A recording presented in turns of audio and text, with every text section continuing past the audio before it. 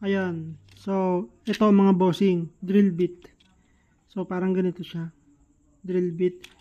Armstrong nga pala mga bossing. Armstrong yan. Yan. So, marami sa inyo mga boss sa atin ang mga nagkakamali sa pagbili ng drill bit para sa pambutas mga boss ng ganito. Steel o kaya naman stainless. Tapos mga ganito. So, ito mga boss, ito na yung napakatagal ko nang ginagamit. So, ito yung isang nire-recommend ko. Ganito siya.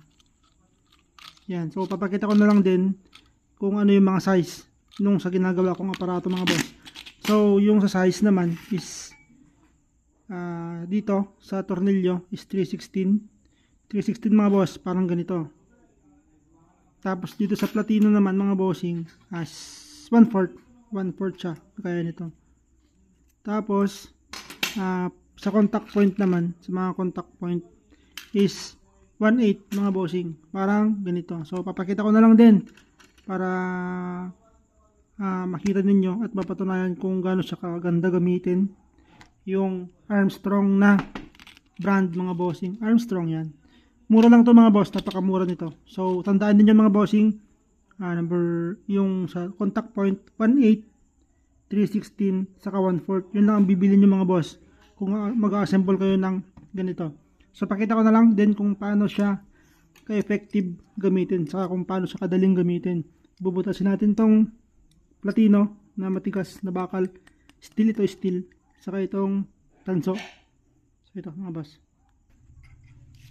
So, ito yung steel. Unahin natin itong steel. Yan. Tapos, yung 1/8 para sa contact point. So, dyan wala pa yung puncher mga boss. Walang punch yan. So, titestingin natin. Gamit yung impact drill. So, yan.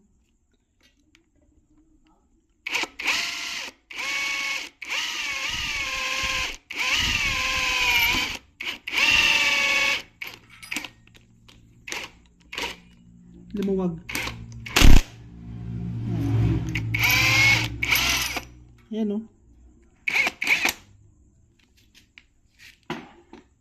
Butas na yan mga boss. Tapos, try naman natin dito sa aluminum. Ay, tanso.